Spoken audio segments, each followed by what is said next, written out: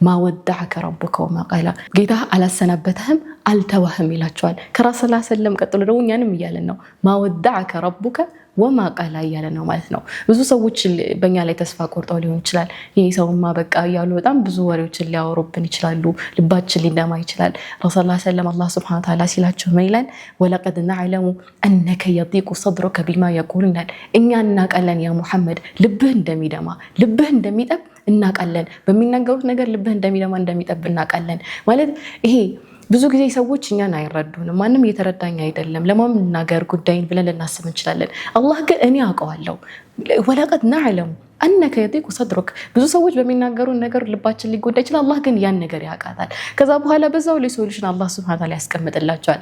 ምን አለ?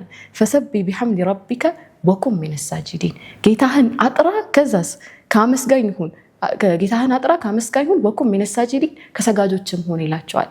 ለምሮ ከሰጋጆቹ ነው ያለው። እነዛ አንተን የሚናገሩ ሰዎች መክሉቅ ናቸው፣ አንተ ግን ያለ ኻሊቅ ነው እያለህ ነው። አላህ ነው አንተ ጋር ያለው። ፈሰቢ ቢሐምዲ ረቢክ ጌታ አለኝ ኻሊቁ እኔ ጋር ነው ከኔ ጋር ነው ብለህ ስታስብ የሚናገሩት ነገር ምንም ማተር አያደርግም።